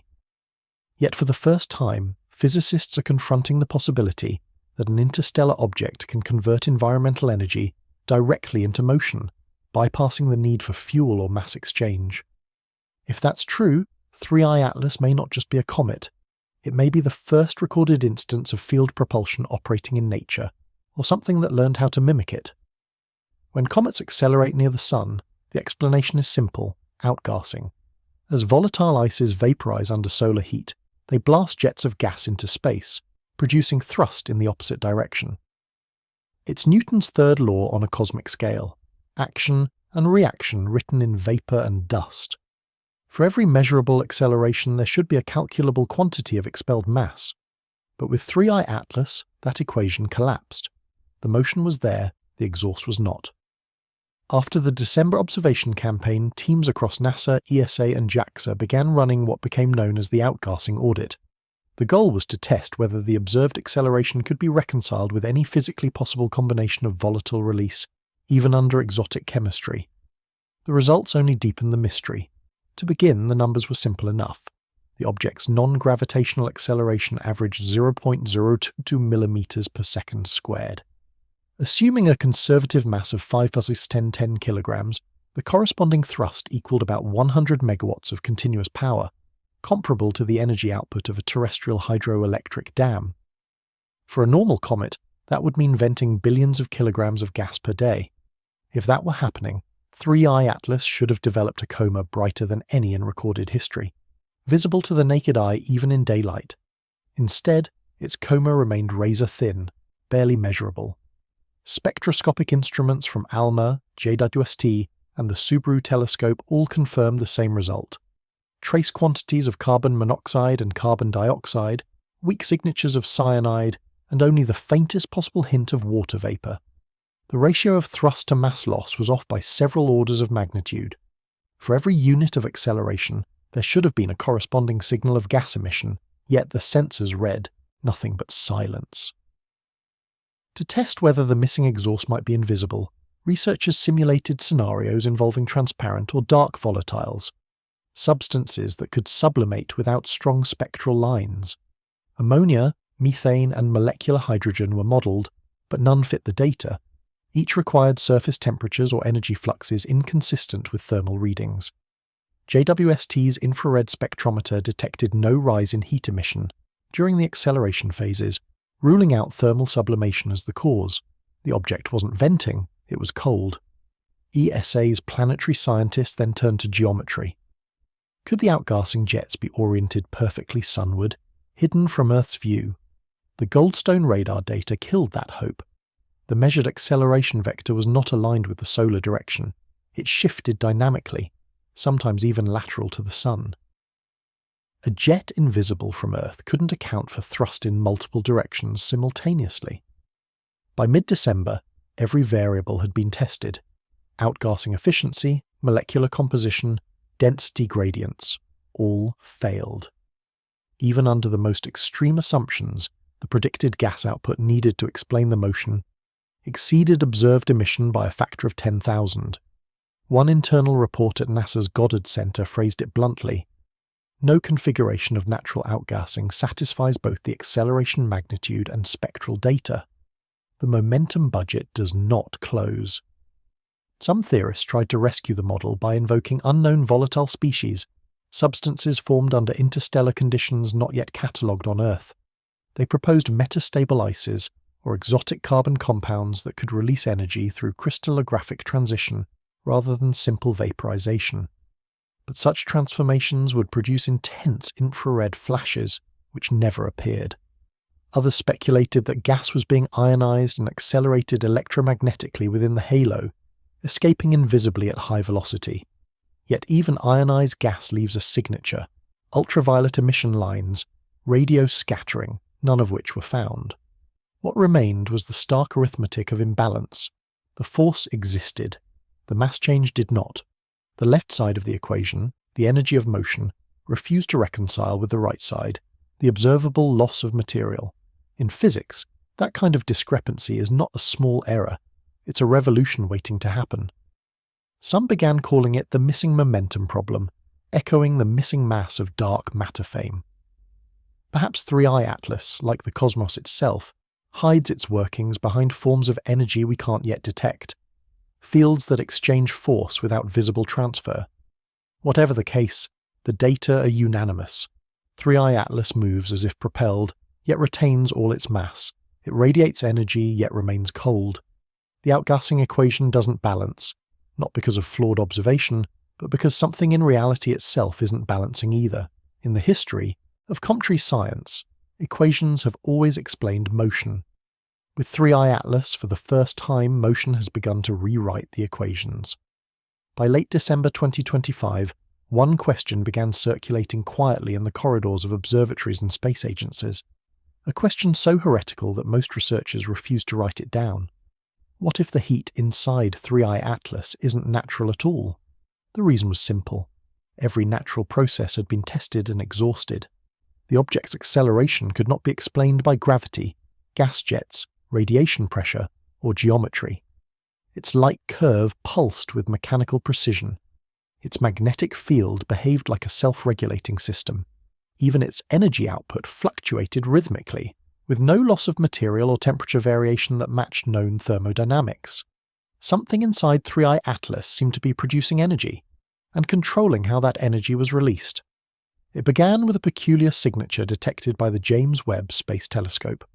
During the December observation campaign, JWST recorded faint infrared variations originating from within the object's core, not strong enough to suggest combustion or radioactive decay, but structured enough to imply organization. The heat emission rose and fell in tandem with the optical pulses, as if the interior were cycling energy through a system rather than releasing it randomly. At first, astronomers proposed natural causes. Perhaps residual internal heating from tidal stress or delayed sublimation was distributing energy unevenly. But modelling showed that any latent heat from solar exposure should diffuse within hours, not weeks, and would appear as chaotic flickering rather than a clean waveform. Instead, the internal emission curve was smooth and periodic, 9 minutes between each crest, perfectly aligned with the radio and light frequencies. Some theorists began to wonder whether the object was storing and releasing energy intentionally, the way a capacitor charges and discharges. That idea, though radical, was grounded in the data. The nucleus appeared to absorb solar radiation through its luminous halo, convert that energy into magnetic oscillations, and then redistribute it in pulses that maintained both motion and field stability. If true, this would make 3I Atlas the first known example of a self-regulating thermodynamic system, a body that actively manages its internal energy balance rather than simply reacting to external forces. The ESA's Planetary Science Division ran a suite of simulations using such parameters.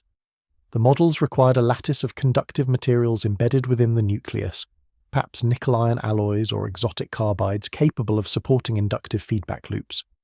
When exposed to solar plasma, these hypothetical materials could behave like an enormous induction coil, converting electromagnetic flux into localized heating.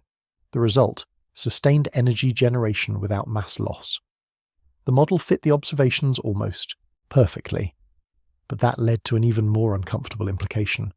For such a system to operate stably, its internal structure would need precise geometry, coils, cavities, or channels capable of guiding current and storing charge. Randomly assembled rock and ice couldn't achieve that. If this configuration exists, one researcher at JAXA noted privately, it is either the most improbable natural arrangement ever discovered, or it was designed. That comment never made it into any official report, but the sentiment spread. At conferences and in encrypted message threads, scientists began debating whether 3I Atlas might represent not a biological organism, but a thermodynamic construct, a machine-like body built from natural materials but functioning as an artificial energy regulator. Skeptics quickly pointed out that calling something artificial assumes intent, and intent requires evidence. There is none. The data can just as easily describe an extreme case of mineral self-organization, akin to how certain crystals spontaneously form circuits, or how lightning carves conductive filaments in sand. But even the skeptics admitted that the scale of precision here was unprecedented. NASA's internal report on December 28th, titled Thermal Variance Analysis of 3I Atlas, ended with a single ambiguous line: energy redistribution within the nucleus appears directed rather than diffusive. It was as close as any agency came to acknowledging the unthinkable, that the internal heat may not be random, but governed. Could it be artificial? The term remains taboo, but the question lingers, because the numbers tell a story of control, not chaos, of energy stored, released, and repeated with purpose.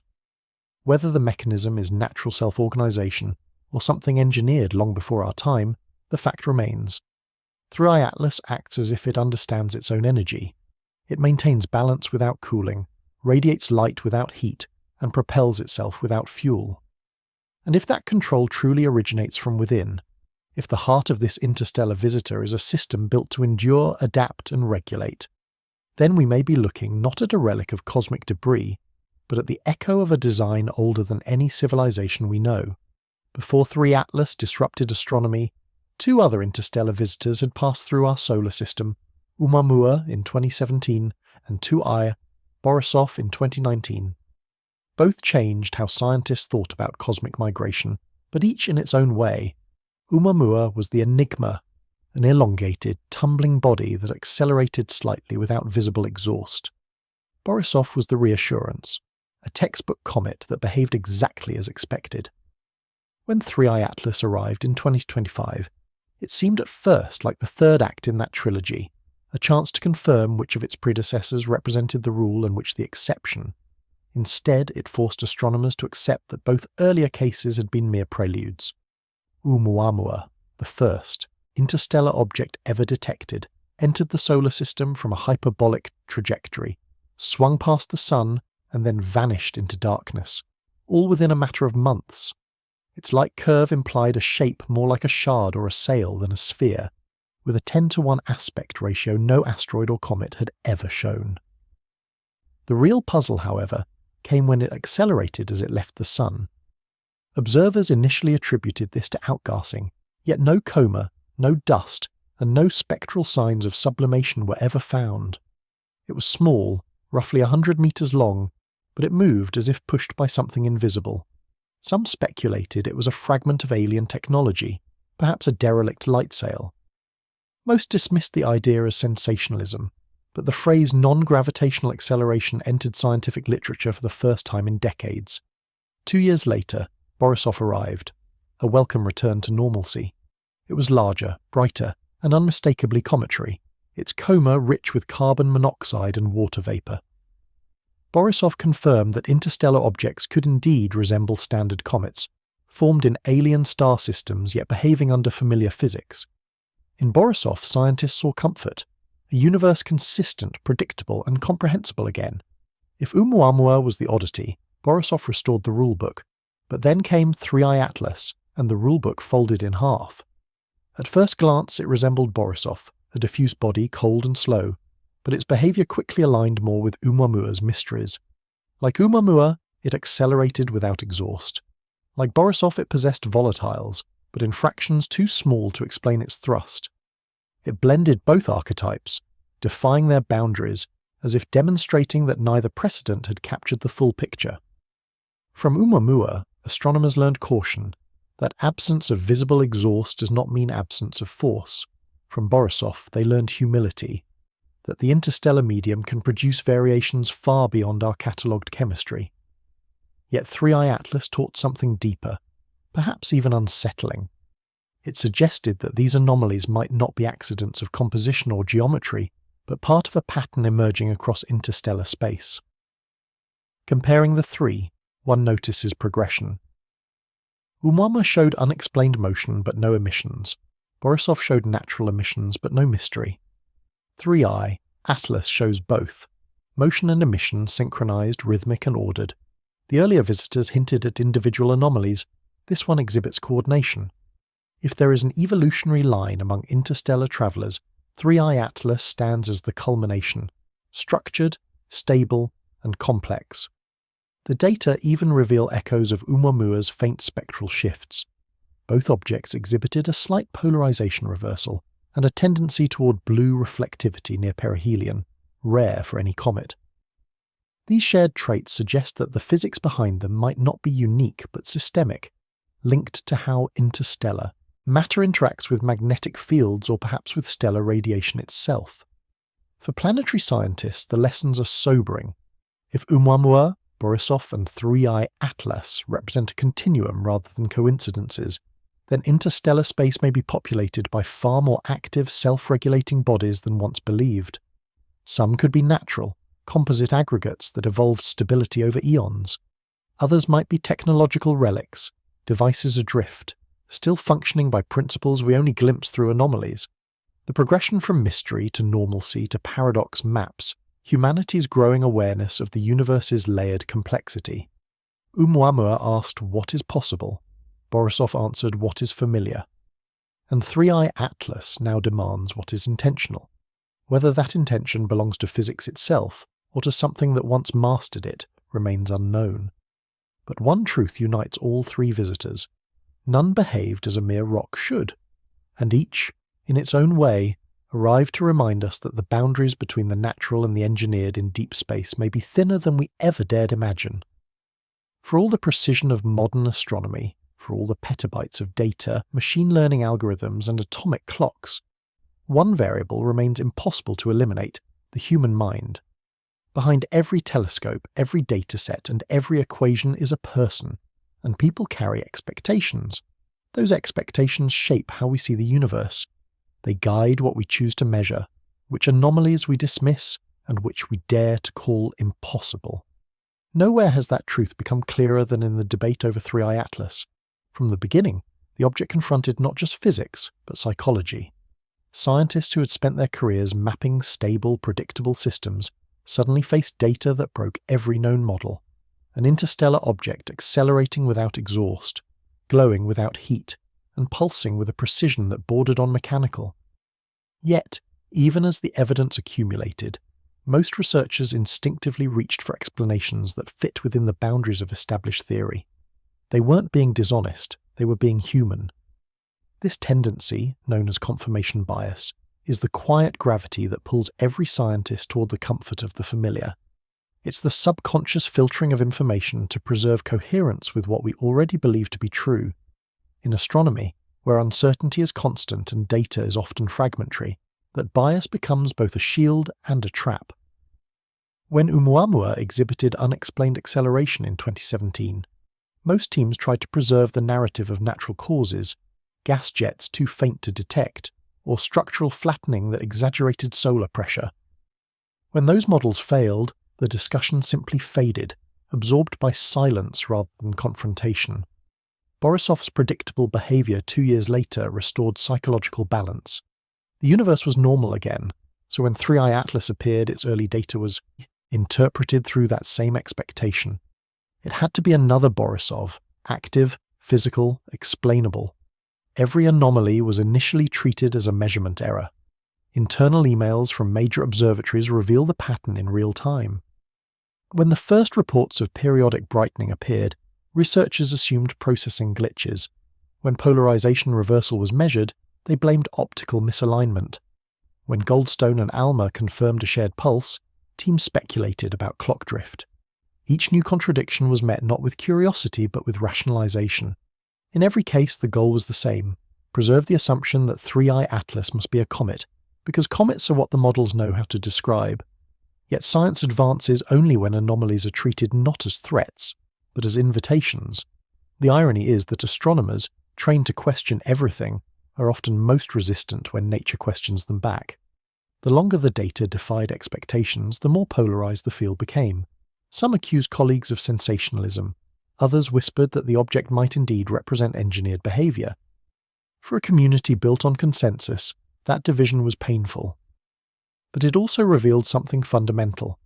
The frontier of discovery is as psychological as it is physical. NASA's Behavioral Science Division has long studied how cognitive bias affects high-stakes analysis.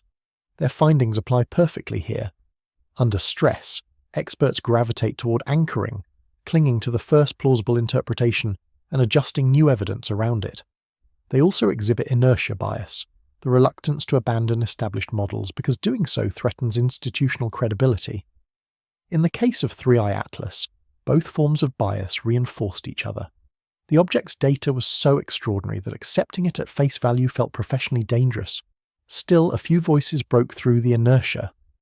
Younger researchers, less invested in existing paradigms, began to ask unorthodox questions.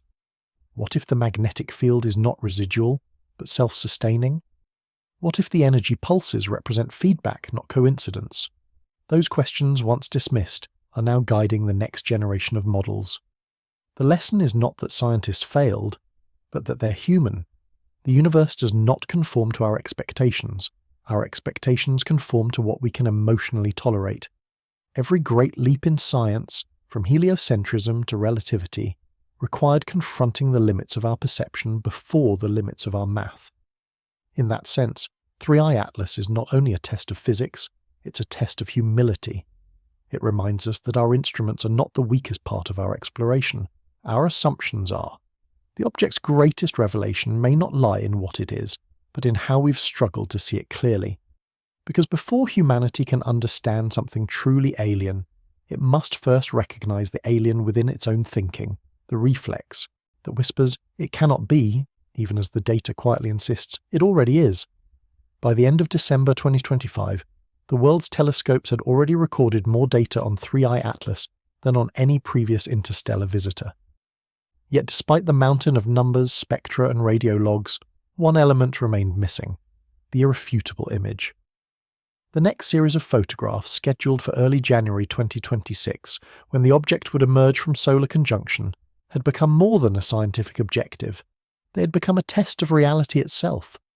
Every mystery surrounding 3i Atlas now converged on a single need: visual confirmation. The existing data had painted a story too strange to believe without direct proof. If the new photos could validate even half of it, the pulsing halo, the anti-shadow, the magnetic geometry, they would not just confirm an anomaly, they would rewrite the boundaries of astrophysics. The upcoming campaign was already being called the return window. When the object reappeared from behind the Sun in mid-January, the first instruments to lock on would be the Hubble Space Telescope, the Vera Rubin Observatory in Chile, and the European Extremely Large Telescope, now entering its early operational phase. For the first time, humanity's most advanced optical systems would image 3i Atlas from multiple wavelengths and angles simultaneously. The priorities were clear.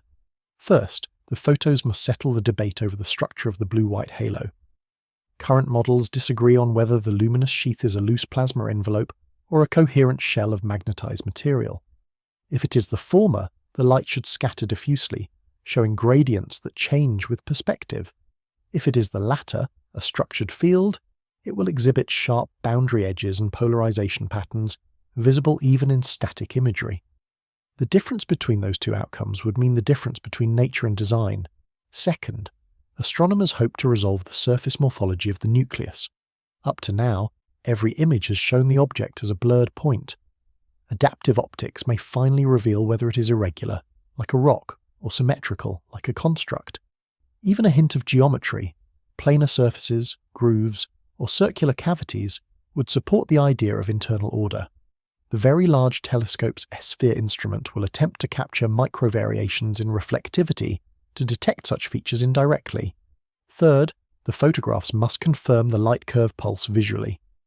If the brightness fluctuations are electromagnetic in origin, the glow around the object will expand and contract rhythmically, like a breathing shell. If instead the pulses are an optical illusion caused by rotating facets, the movement will be directional, not volumetric. High frame rate imaging at 9-minute intervals should make that distinction visible in real time. Fourth, the teams will attempt to document the elusive anti-shadow, the hour's counter-illumination that bends sunlight toward the sun instead of away from it. This will require a coordinated capture during precise solar alignment, when light scattering and diffraction are minimal. A successful detection would mark the first time in history that a natural object has been seen to reverse photonic directionality. Finally, the new photographs must address the core paradox: motion without exhaust. If the object truly accelerates through field interactions rather than material ejection, the surrounding environment should remain optically clean. No jets, no debris trails, no residual dust arcs. Long exposure composites from Hubble and Rubin are designed to detect even the faintest particle stream. If nothing is seen once again, the implication becomes unavoidable. The Atlas moves without losing mass. Every institution involved understands the stakes. If the imagery aligns with the existing models, it will confirm that the object operates on principles beyond known thermodynamics. If it does not, if the halo fades, the pulse vanishes, or the trajectory normalizes, then the entire narrative may collapse under the weight of overinterpretation. Either way, the truth will be visible. In the quiet between now and that first image release, astronomers prepare themselves for both outcomes. Yet beneath the caution lies a hum of anticipation, even dread. Because once the next photos arrive, the debate will no longer be theoretical. Pixels will decide what equations cannot, whether 3i Atlas is simply another wanderer of the void or something far more deliberate, still writing its own signature in light. By the start of January 2026, an uncomfortable rumour had begun circulating among closed research channels and encrypted Slack groups. Several senior astrophysicists, names known across NASA, ESA and the Max Planck Institute, had independently reached the same conclusion about 3i Atlas. They hadn't coordinated, yet their private notes and simulation logs converged toward one implication so controversial that none dared submit it to a journal. It became known, almost jokingly at first, as the theory no one wants to publish. Its premise was simple, almost banal, and that was what made it so dangerous. Through Atlas behaves like a controlled system, not a living organism, not an alien machine, but a feedback structure, an object whose physical parameters appear tuned to maintain stability against entropy. In other words, something inside it responds to change. The data were already public. The object absorbed sunlight through a luminous magnetic sheath, redistributed that energy internally, emitted it in 9-minute pulses, and converted part of that cycle into sustained acceleration. Every known natural model failed to reproduce that behavior. Thermodynamic simulations from ESA showed that a random composite of ice and rock could not achieve such energy retention. Even a metallic nucleus would dissipate heat too quickly. The only way for the system to remain stable was for some form of active regulation to exist, precise, recursive, and periodic. The first hint of coordination came from phase analysis. When researchers aligned the light curve data with radio frequencies and magnetic oscillations, they found that all three signals shared a single carrier wave, one master frequency modulating every observable aspect of the object. In physics, that kind of coherence requires a central oscillator, a timing mechanism maintaining order across different energy domains. Planets and comets don't possess such mechanisms. Engineered systems do. Still, no one wanted to say it aloud. The scientific method depends on caution, on refusing to leap from unexplained to intelligent. Yet the longer the data held, the more that line blurred. Teams tried to describe the pattern in neutral terms: electromagnetic resonance control, plasma feedback stabilization, self-modulating field effect. But stripped of technical language, all those phrases pointed to the same unsettling idea, that 3 Atlas might not simply endure environmental forces, but negotiate with them. An internal document from the University of Cambridge, later leaked, summarized the reasoning. Observed energy distribution fits the model of an adaptive regulator rather than a passive reflector. A feedback constant of 0.1 yields precise 9-minute repetition within thermal limits impossible under stochastic excitation. That sentence, sterile on the surface, became radioactive within days. If adaptive regulator meant what it implied, then the object exhibited control loops, a term lifted from engineering, not astronomy. Journals refused to touch it. One editor wrote privately, "The evidence is fascinating, but publishing this would set the field back 20 years into speculation." Another warned that peer reviewers would dismiss any mention of self-stabilizing intelligence as pseudoscience, regardless of the math. The reputational risk was simply too high. So the theory stayed underground, discussed at midnight video calls, hidden in annexes of conference papers, encoded in vague euphemisms like non-chaotic thermodynamic persistence. The few researchers willing to acknowledge it publicly chose their words with surgical restraint. They spoke of information transfer within plasma coherence zones and field symmetry conservation mechanisms. Yet among themselves, the meaning was understood. The object might be designed to protect its structure, to sustain motion and resist entropy for as long as possible, and that implication leads to the unspoken corollary. The one reason no one wants the theory in print. If 3i Atlas is a feedback system, it must have been built somewhere, sometime. It could be ancient technology drifting for eons, or a remnant of a civilization that mastered self-repairing machines before vanishing. It could even be natural self-organization evolved into function, the universe's own prototype for mechanical life. No one knows which interpretation is true. What unites the silent consensus is that something intentional hides in the numbers. The irony is that the theory remains unpublished not because it lacks evidence, but because it has too much. Every dataset supports it, yet acknowledging it would force physics to confront purpose, a word science was never designed to measure. And so, for now, the most radical explanation in modern astronomy survives only in whispers, footnotes, and encrypted chats. A theory that fits every observation, but one the world isn't ready to believe.